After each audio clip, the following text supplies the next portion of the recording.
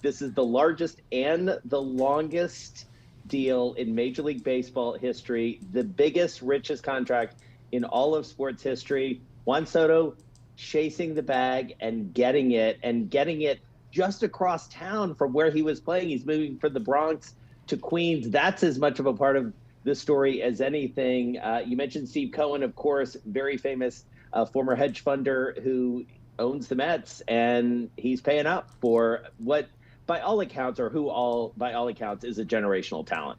Yeah, there's a lot of salty Yankees fans in this building, Jason. Let's talk some more numbers, though, because, of course, the Mets, so signing $765 million over 15 years. According to the New York Times, they reported that topped the Yankees offer, who offered Soto $760 million over 16 years. So either way, I mean, we're talking about huge numbers here. We are, but Jason, does like that much money matter at 1 year matter when, you know, if you're going to stay on the team? Like, what does this represent here? Is there a lack of loyalty?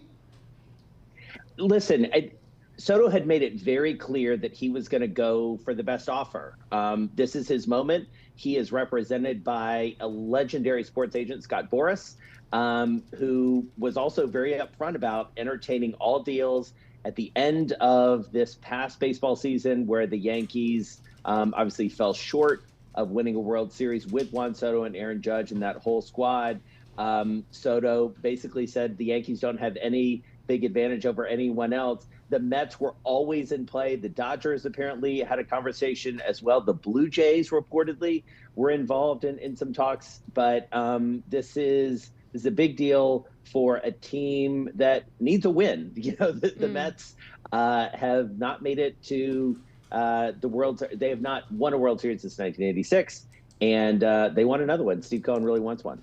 You know, Tim, you're not thinking like a winner here. Why? You go with the biggest number possible. Yeah. Come on. I don't know. When you get to that level, it's like, is an extra $5 million got to stay hungry actually going to make a difference? I don't know.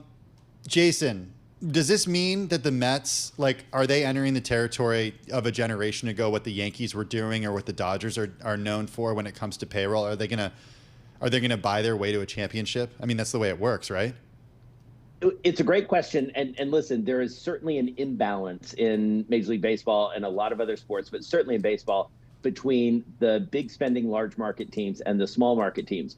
What is really interesting about the business decisions that Steve Cohen and his team have been making is, as of right now, they will actually, even with Soto next season, be spending less than they spent this season. They were able to clear some space, maybe in order to do this. And one of the really interesting things that you guys probably know is that when you spend over a certain amount in baseball, you have to pay a luxury tax. So it's spending into the tax is the term of art.